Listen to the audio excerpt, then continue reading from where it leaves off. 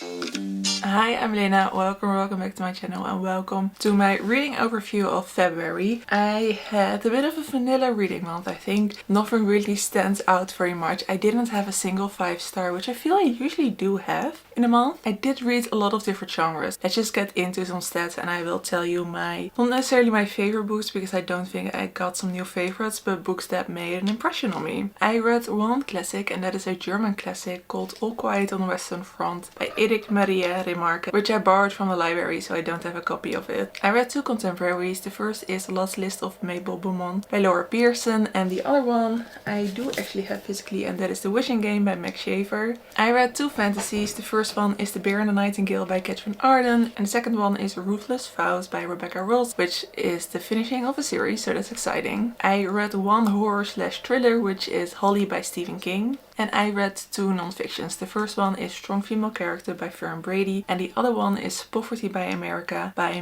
Desmond. Poverty by America I decided not to read because it's a book that has just a lot of very, I want to say, dense information, but the book really was more about its contents for me than the way it was written. So I felt like it didn't really make any sense for me to rate it on a writing level, which is usually how I rate non-fiction. But this book did really make a big impression on me. So this is quite a short non-fiction book, but it's all about how poverty is created and sustained in America. But I think it applies to especially a lot of Western countries, maybe only to Western countries, because it's a lot about how rich people make poor people poor. And that sounds like something that makes a lot of sense, but I think it's also something we forget quite a lot, that when researchers or writers talk about people who live in poverty, they talk about them and about their behavior and about their spending and about what their lives look like, instead of looking at the people who are not poor and why aren't they. In this book, Desmond looks at the balance between those two, among many other things, and I found it very interesting. I found it enlightening at points. The next step for me would be to look at it from a European lens and to see how laws and regulation affect poverty, because that was also a really big part of Poverty by America. So that was one of the books that made a big impression on me. When it comes to favorite enjoyment wise, I'm gonna mention The Wishing Game by Shaffer. I mentioned this in a vlog and I said that it is a children's book for adults, which is very much what it feels like. I gave this 4.5 stars. It wasn't perfect, but I definitely want to read more from the author. In The Wishing Game, we follow two characters, Lucy and Hugo. They have their own timeline or their own perspective. Lucy is a TA, so she's a teacher's assistant, and she wants to adopt a boy called Christopher.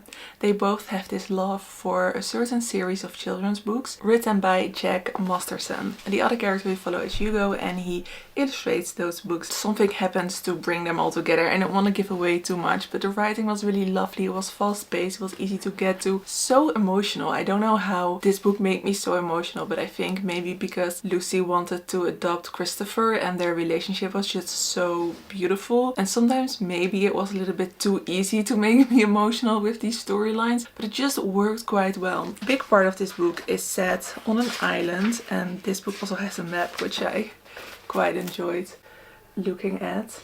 And it's all about time. Like, this feels very middle grade, this map, but then the writing and the themes are very much adults. I've seen people say that this is magical realism, but I didn't find that in here. There was, I think, nothing fantastical.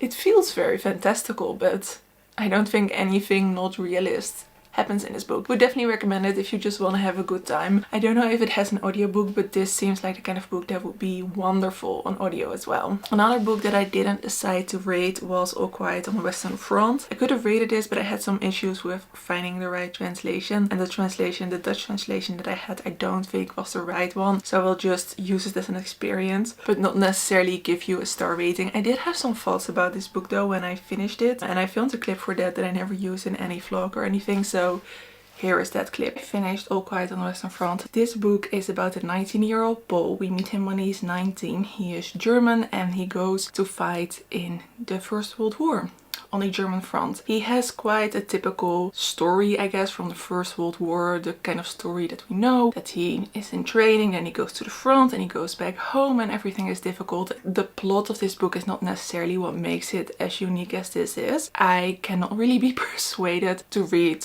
war novel, especially on the First and Second World War. It has been such a big part of my education in high school. I feel like I have heard those stories so many times, but I think what is unique and worthy about this book is the way it is written. And I'm not going to lie, I find it difficult to describe why it is so unique, but I guess within this plot that we kind of know, within having this man, this 19-year-old white man going to war in the First World War, it feels like a familiar story. The author described himself as apolitical, and this book was received anything but, especially by the Germans, who saw it as anti-war, and I think the Russians and a lot of other European governments saw it as well as this anti-war novel that just strips away the glorification or strips away the willingness of other soldiers to fight. And while it shows the uselessness of war and the unnecessary, I want to say gruesomeness, but more like just the murder, the loss of life in different kind of ways, is shown through an apolitical lens. And I think with that, what you can take from this book is that if you look at war, and especially a war like the First World War, if you look at it from an individual perspective, it is an anti-war novel, because that is the only way you can view war through an individual lens. The ending, but especially the way the ending was written,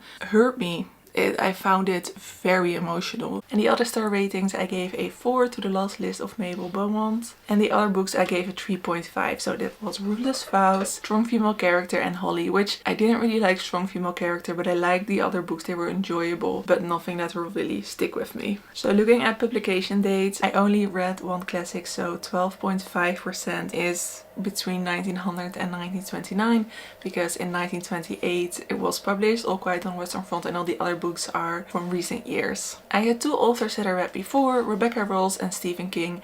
I don't know if I can say that I read Stephen King before, because I DNF'd the other book that I read by him, which was Pet Sematary. Kind of, I'm just gonna say that I read him before, and all the other authors were new to me. So that was kind of exciting to read from a lot of new authors. I read from 3 different countries, UK, US, which is because of the Goodreads prize mainly, and then Germany, and that was translated from the German, of course. I listened to 3 audiobooks, 1 ebook, 3 physical books, of course, these 2 I owned, and All Quiet on the Western Front was a copy from the library that I've now returned, and 1 book I used as a mixture of both things. The shortest book I read was All Quiet on the Western Front, and the longest book I read was Holly by Stephen King, which I think Stephen King books are long, and I thought Holly was maybe a little bit too long, but I listened to the audiobooks, so it was fine. Talking about audiobooks, I really quickly want to mention something very exciting, that Milena's Bookshop is now part of Libro FM. If you are familiar with Libro FM, they are an audiobook provider that works in a way that you can either buy an audiobook or that you can get a subscription and get a credit. It's an option for Audible that is created for independent bookstores, and of course Milena's Bookshop is an independent bookstore. You can support the bookstore and buy your audiobooks through the bookstore. The bookstore gets a part of your subscription fee. It's not more expensive because of that, but that is just the way that Libro FM works. I've been using it as a creator because they also have approved listens for creators, but also just as a subscriber.